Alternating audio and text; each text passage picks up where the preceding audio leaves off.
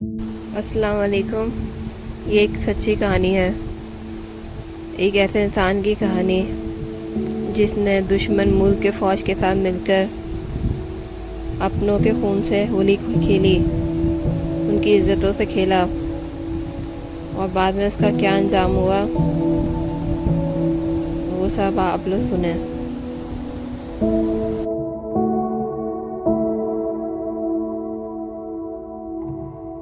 جب موت کے پروں کی پڑپڑاہٹ سنائی دینے لگتی ہے اور اجل کے فرشتوں کی آمد کا ادراک ہو جاتا ہے، سانسیں کبھی تیز، کبھی ہلکی اور کبھی بالکل خاموش ہو جاتی ہیں۔ مادی دنیا سے آہستہ آہستہ ناطہ ٹوٹنے لگتا ہے۔ انسان کبھی عالم ہوش میں اور کبھی بے ہوشی کی کیفیت میں چلا جاتا ہے۔ ایسے ہی لمحات میں امجد، جو کلینک میں زندگی کی ڈور ٹوٹنے کے انتظار میں بستر مرگ پر تھا، اسے آگہی ہو گئی تھی کہ اب وہ نہیں بچے گا۔ اس نے نرس اینا سے التجا کی کہ کسی مسلمان کو بلا دے جو سورہ یاسین کی تلاوت کرتے۔ اینا نے مجھے فون کیا اور میں ذرائع ہمدردی اس کے کلینک چلی گئی۔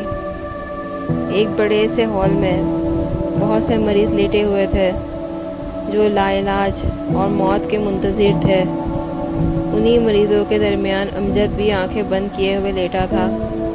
اس کے منہ پر آکسیجن ماسک لگا ہوا تھا۔ اینا نے اسکرین پر اس کے پھیپھڑوں میں آکسیجن کی تسلی بخش مقدار دیکھ کر منہ پر سے نلی ہٹا دی اور میرا تعارف کروایا۔ یہ یاسمین ہے،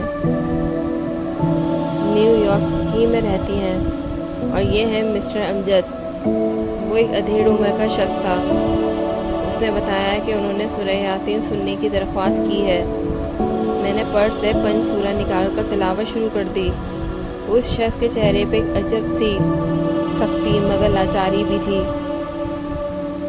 اللہ نے چہرہ بھی عجیب چیز بنایا ہے جو انسان کے اصل کردار کو بے نقاب کر دیتا ہے۔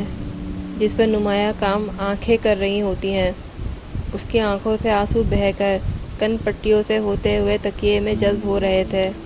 حیران تھی کہ ایسے انسان کو وقت آخر سورہ یاسین سننے کی تمنا تھی، جس کی سخت دلی اس کے چہرے سے عیاں تھی۔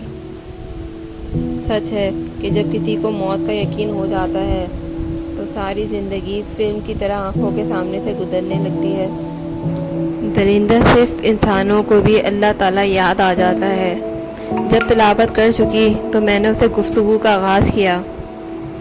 اس وقت مجھے محسوس ہوا کہ تلاوت سن کر اسے یہ گونا سکون ملا تھا، تاہم اس کے دل پر کوئی بوجھ گرا موجود تھا جس کو اتارنے کو اس کا جی بے چین تھا۔ میرا اندازہ درست ثابت ہوا، کیونکہ جب میں نے اسے بہانے اور گفتگو جاری رکھنے کی خاطر کچھ سوالات کیے تو اس نے کہا، میری زندگی کی کہانی عجب ہے، لیکن اب جب کہ موت کو بہت قریب سے محسوس کر رہا ہوں، اس بوجھ کو مرنے سے پہلے اتار دینا چاہتا ہوں۔ اگر آپ کے پاس اتنا وقت ہے کہ تسلی سے میری باتیں سن سکے تو سناؤ۔ ہاں کیوں نہیں، ضرور سناؤ، میں نے دل جمعی سے کہا۔ دراصل میں خود یہی چاہ رہی تھی کہ وہ جو کہنا چاہے کہہ دے تاکہ اسے سکون تو نصیب ہو۔ اب اس نے کہنا شروع کیا، میرا تعلق ایک ایسے ملک سے ہے جو پہلے آپ کے ملک کا حصہ تھا۔ پھر ہمارے درمیان علیحدگی پسندی نے جنم لے لیا۔ اس تحریک کے جو بھی محرکات ہوں، اس سے قطع نظر جب ایک قوم یہ طے کر لیتی ہے کہ اس نے اپنے خطۂ زمین پر ایک الگ راجدھانی کو تشکیل دینا ہے، تو اس انقلاب کے لیے انسانوں کو بہت سے عذابوں سے گزرنا پڑتا ہے۔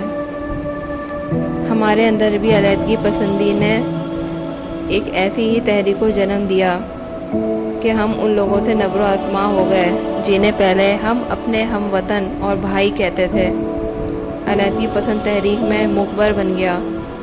اس زمانے میں ہمارے اسکولوں، کالجوں اور یونیورسٹیوں کا ہر طالب علم اپنے وطن کے اس حصے کے باشندوں کا دشمن بن گیا تھا جہاں سے ہم علیحدگی چاہتے تھے۔ میں بھی کالج کا طالب علم ہونے کی وجہ سے ان لوگوں کے خلاف ہر کام کرنے پر تیار ہو گیا تھا۔ ہمارے کچھ ساتھی اب تک علیحدگی پسندی کو قبول نہیں کر رہے تھے اور اس عمل کو ناپسندیدہ نظر سے دیکھ رہے تھے جو ایک ملک کو دو لخت کرنے کا باعث بنتا ہے۔ اب وہ بھی ہمارے لیے دشمن کا درجہ رکھتے تھے، حالانکہ وہ سارے وطن کے وفادار تھے۔ ان کے بزرگوں نے یہ وطن اتفاق رائے سے بنایا اور تعمیر کیا تھا۔ تب ہم اپنے سے مخالف خیال رکھنے والوں کو بھی دشمن جاں کا درجہ دینے لگے اور ان کو گھروں میں محصور رہنے پر مجبور کر دیا۔ جب تحریک نے زور پکڑے تو ان لوگوں کو بھی لوٹنا اور جان سے مارنا شروع کر دیا۔ یہ بھی اکثر ہوتا کہ لوٹ مار کے بعد ان کے گھروں کو جلا دیا جاتا۔ جو بھی مخالف خیال لوگ تھے، ہم ان کے گھروں کو آگ لگانے کے بعد ان کی جوان لڑکیوں کو اٹھا کر لے جاتے اور بے حرمتی کرتے، پھر انہیں بعد میں زندگی سے محروم کر دیتے اور کچھ ان بد نصیب لڑکیوں کو سرحد پار لے جا کر فروخت کر دیتے یا قحبہ خانوں کے سرپرستوں کے ہاتھ بیچ دیتے، جو ان مظلوموں سے اپنے قحبہ خانے کے بالا خانے سے جاتے۔ ان مظلوم ہم وطن لڑکیوں کو جب ہم گھسیٹ کر اپنی گاڑیوں میں بھیڑ بکریوں کی طرح بھرتے تو ان کی گھٹی گھٹی سسکیاں عرش تک جاتی ہوں گی، لیکن ہمیں ترس نہ آتا تھا کہ یہ سب کچھ جنگ کا حصہ سمجھا جاتا تھا۔ ایک بڑا پڑوسی ملک جس کی مدد ہمیں میسر تھی، وہاں سے عمدہ قسم کے شراب ہم جیسے نوجوانوں کو بطور تحفے بھیجے جاتے تھے، کیونکہ سبھی جانتے ہیں کہ یہ شے انسان کی حمیت اور خمیر کو سلا دیتی ہے، اور اگر انسان نشے کا عادی ہو جائے تو اس کے سوچنے سمجھنے کی صلاحیت بھی مفقود ہو جاتی ہے۔ اس کام میں پڑوسی ملک کی فوج پورا ساتھ دے رہی تھی۔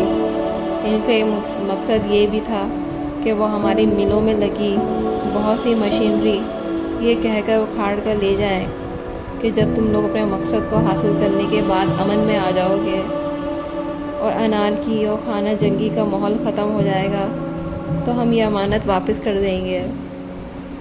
لیکن بعد میں انہوں نے یہ قیمتی مشینری واپس نہ کی اور اپنے ہاں کی ملوں میں لگا دی۔ وطن کے محافظوں کے لیے بڑی آزمائش کا وقت تھا کہ وہ اپنے ہی لوگوں کے مد مقابل آ جانے پر مجبور تھے اور علیحدگی پسندوں سے نبر و آزما ہونے کے سوا کوئی چارہ نہ تھا۔ بعض اوقات ہمارے ساتھی اغوا شدہ لڑکیوں کو ان ٹرکوں میں بھی دھکیل دیتے جو مشینری لے جانے کے غرض سے آتے تھے اور یہ قیمتی اثاثہ پڑوسی ملک لے جا رہے ہوتے تھے۔ اس کے ساتھ ہی نوجوان خون کو، جس میں اکثریت طالب علموں کی تھی، زہریلے پروپیگنڈے کے ساتھ مالی مدد اس شرط پر دی جاتی تھی کہ وہ اپنے وطن کے ان وفاداروں پر جو علیحدگی نہیں چاہتے تھے عرصہ حیات تنگ کر دیں، گھر جلا کر ان کا مال و متاع اپنے قبضے میں کر لیں، ان کے وطن کے محافظوں کی مخبری کریں جس کا انہیں بڑا معاوضہ دیا جاتا تھا۔ لوٹے ہوئے مال اور پڑوسی ملک کی طرف سے معاوضے اور عنایت نے ہم جیسوں کو تو بالکل ہی بدحواس کر دیا تھا، جو کہ مشرقی بازو کو مغربی بازو سے علیحدہ کروانے کے در پہ تھے۔ ہم نے بھلا اتنا پیسہ کہاں دیکھا تھا؟ رہی صحیح کسر وقت کی شراب نوشی نے پوری کر دی تھی تاکہ عقلیں معطل رہے اور ہم ظلم ڈھاتے میں بے باک ہو جائیں۔ اب ہم کو خنجر چلانے اور پستول داغنے سے عار نہ تھا۔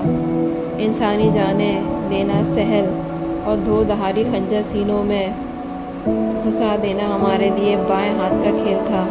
ہمارے نزدیک انسان کھلونا ہو گئے تھے۔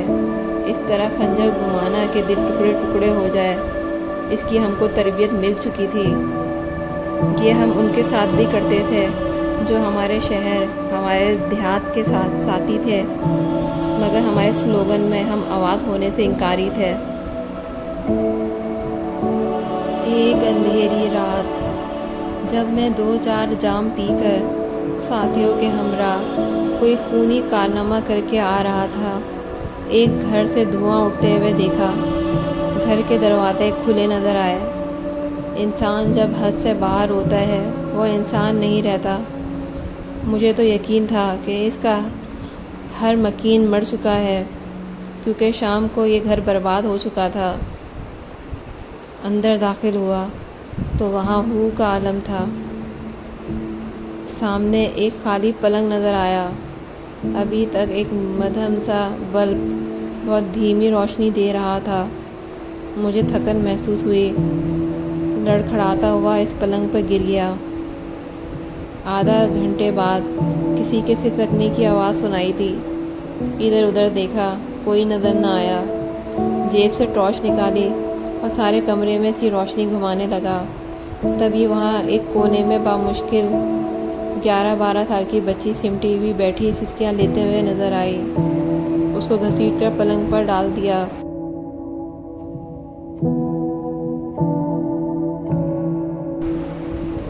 اس کا جسم بخار کی شدت سے تپ رہا تھا۔ شاید شیطان نے میرے اندر سے رحم اور ترس کا ہر قطرہ نچوڑ کر نکال دیا تھا۔ صبح جب نشہ اترا، اس پھول سے خوشبو ودا ہو چکی تھی۔ کھلی آنکھوں اور کھلے منہ کے ساتھ وہ مر چکی تھی۔ اس کو اسی طرح چھوڑ کر میں اس ادجلے برباد گھر سے نکل گیا۔ یہ علاقہ محصورین کا محلہ تھا۔ ہر انارکی، خونریزی، خانہ جنگی کا انجام اختتام بھی ہو جاتا ہے۔ وہ وقت بھی آ گیا کہ ایک بازو دوسرے بازو سے کٹ گیا اور وطن دو لخت ہو گیا۔ جو ہم چاہتے تھے اس میں کامیاب ہو گئے۔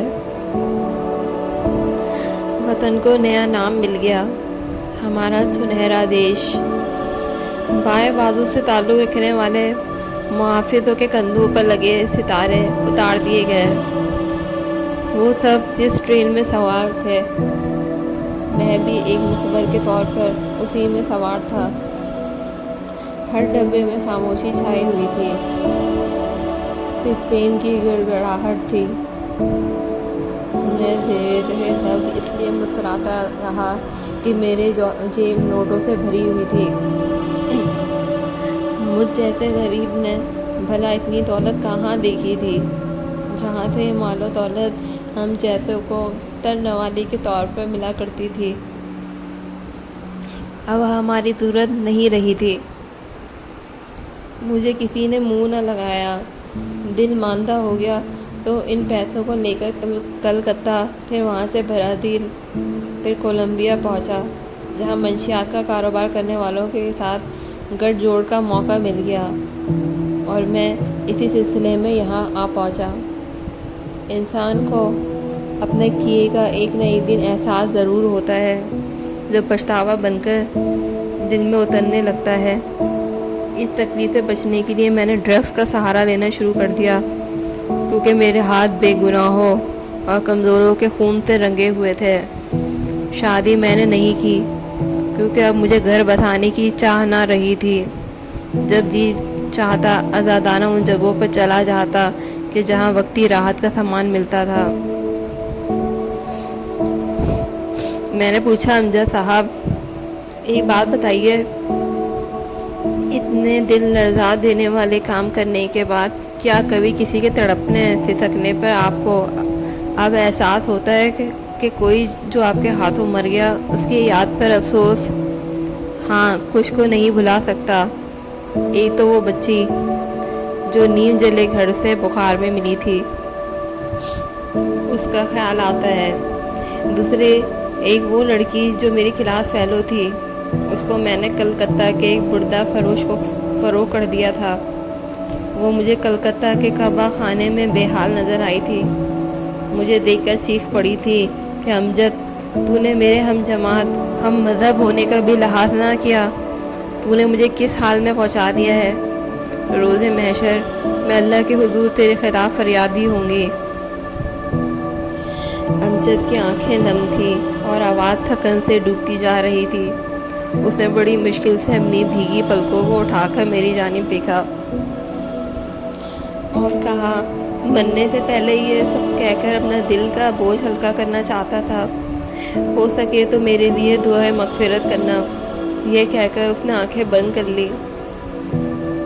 سانس تو چل رہی تھی، لیکن اب اس میں بولنے کی سکت نہیں رہی تھی۔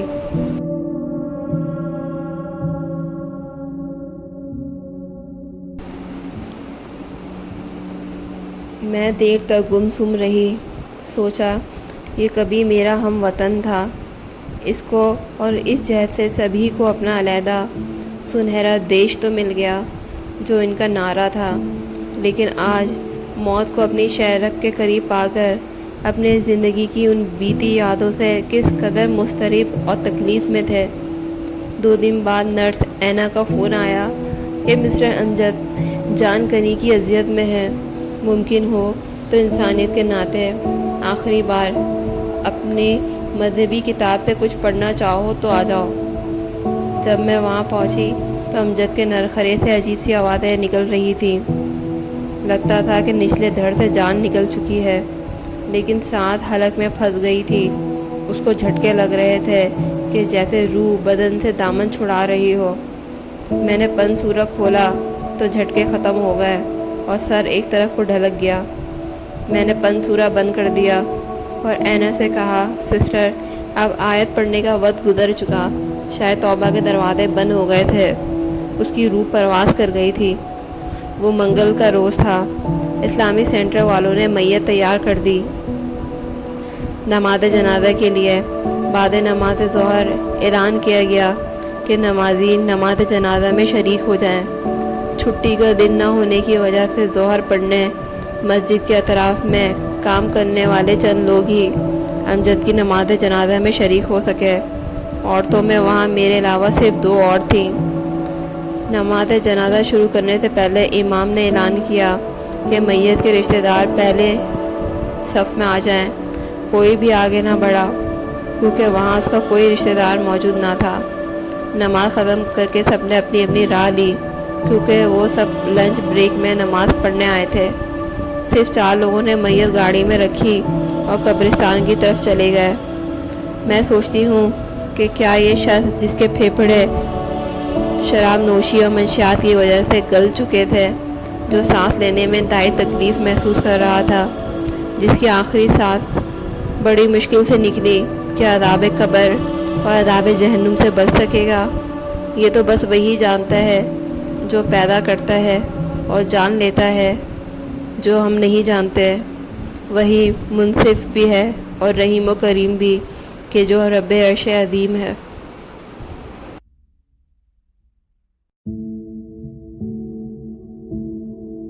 اس کہانی کو پڑھنے کے بعد مجھے اندازہ ہوتا ہے کہ یہ آدمی مکتی باہنی کی جماعت میں سے تھا، وہ جماعت جس نے نان بنگالیز یعنی بہاریوں کا قتل عام کیا تھا۔ ایک رپورٹ کے مطابق ان بہاریوں کی تعداد 1 سے 1.5 لاکھ کے قریب تھی، جن کو بری طرح سے ان لوگوں نے شہید کیا تھا۔ ان کا قصور صرف یہ تھا کہ انہوں نے پاکستانی فوج کا ساتھ دیا تھا۔ وہ نہیں چاہتے تھے کہ مشرقی اور مغربی پاکستان الگ ہو، جس کی سزا انہوں نے دی۔ اس طرح سے ان کو لوٹ مار کیا، ان کی جان مال عزت آبرو سے کھیلا۔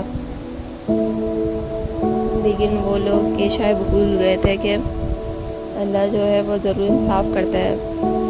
یہ دنیا میں نہ صحیح، اس دنیا میں ضرور ان لوگوں کی پکڑ ہوئی ہوگی۔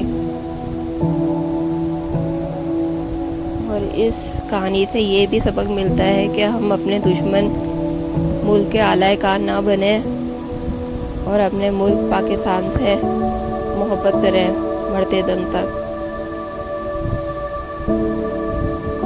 اللہ ہمارے وطن کو قائم دائم رکھے، آمین ثم آمین۔